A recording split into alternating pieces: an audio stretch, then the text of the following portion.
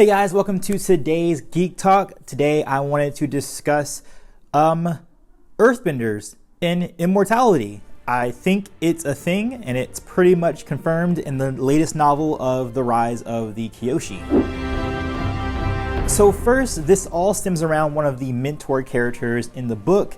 His name, which I think I have right now, is Lao Ge, because I figured out that in Chinese, Lao means old, and Gaga or something like that means brother, so it means old brother. I don't know if I'm getting that correct, but that's what I'm gonna go with. But in any case, his name, or at least the translation of his name, gives credence a little bit to this theory. Not really a theory, it's just straight up confirmed, though they kind of play fast and loose of it in the book itself. So first, this guy was hanging around with Kyoshi's mother and father. By the way, before I go any further, spoiler alert for all things Kyoshi, Rise of the Kyoshi novel. If you haven't read it yet, you don't want to listen to the rest of this video. But in any case, Kyoshi finds one of her mother's journals, and in it, her mother details that one of the people in her group, her criminal group, might be this guy named Tieguai the Immortal, who they all assume is 200 years old. But as we read further into the book, it seems like this guy might actually be thousands of years old, even older than the four nations themselves. And the reason for that is because there's a passage in the book which reads, "Have you heard of Guru Shokin?" he asked. Kyoshi shook her head. He was an ancient philosopher, a contemporary of Lahima's. Not as popular though. He had a proverb: if you meet the spirit of enlightenment on the road, slay it. And then the conversation goes on to say this. "Are you him?" she said. Although I just realized that should be she asked, not she said. Oops. Proofreader, need a proofreader. "Are you Shokin?"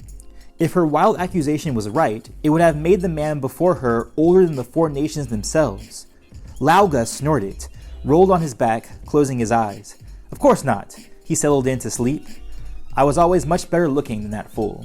So that right there, I mean, granted, it's cheeky, and he's saying that, of course, he's not Shokin, this, very old, 1,000-year-old man.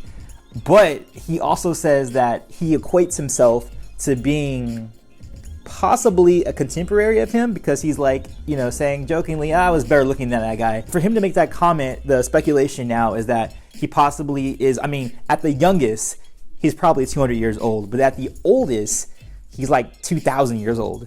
Now, the thing about that's crazy is Avatar characters don't live to be that long. The oldest we've seen is someone like Bumi, who lived to be over 112 at the time that Aang met him again back at Omashu. So how can this be? What's going on?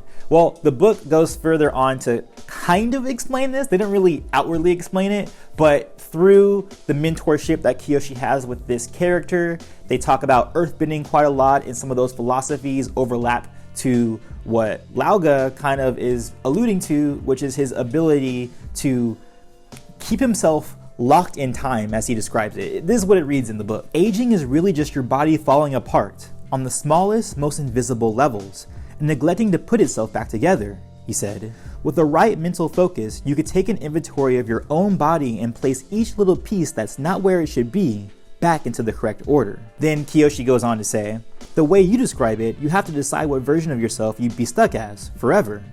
"Exactly. Those who grow live and die. The stagnant pool is immortal, while the clear-flowing river dies an uncountable number of deaths." So, they don't really explain how he's doing it, but this is alluding, this is pretty much telling us that he is immortal and that he has figured out the way of doing it. Now, at first when I read this, I'm like, okay, this guy's just kind of like talking out of his butt. He's just like a legend, and it's not really like all that, doesn't have any merit to it. But going back to the thought of Bumi, and also thinking about how old characters actually become, while it's true that Avatar characters do live a little bit longer than standard humans, they don't live, that long. They don't live 200 years, 115 years typically. And more so than that, they don't live to be that long and still keep their physical might. Now, for example, we've seen old Zuko, who he was out of his prime. He wasn't doing very well against the Red Lotus in Legend of Korra. We saw Katara, old Katara. She's also very old and hurting. Even Toph. "No, my fighting days are over. Don't tell Korra, but my back is killing me now." However, we have a character in Bumi who is 112 years old and looks like he's in the prime of his health. And in that thought process, I thought maybe, perhaps, Bumi learned from this discipline and was able to learn how to keep himself alive longer than what is attendant. And not only just alive longer than attendant, but to be physically able, like not to be, typically as a human person, when we get to be 80, 90 years old, we're hunched over and we're, decrepit. But in this world, it doesn't seem like it's just Bumi that is doing this, and that it's alluding to what all characters should be like, but that it's a specific ability to Bumi, and now Kyoshi, who we also know, goes on to live to be over 200 years old. So I do think that this is a legitimate thing. I do believe we've introduced to a character who is thousands of years old, and that this is a specific earthbending ability. In the story as well, they talk about how it's like stacking stones and how you need to both break it down and then remend it, which is part of her training, but it builds into this whole philosophy that seems to be legit. And it's crazy because we don't really get this kind of esoteric sort of magic in the world. And I thought that it was interesting that this has legitimate claims, because first we see it with Kyoshi when she goes on to live over 200 years old, and then we see it with Bumi, who lived to be well over 112 years old, and it's still, both of those characters were still very active in their old age. They weren't just old guys and old gals ready to die.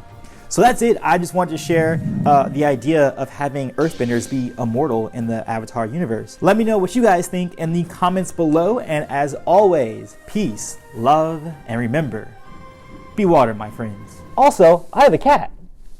His name's Uche. So, yeah, that's the thing. Sorry, I just woke him up. That was really rude of me.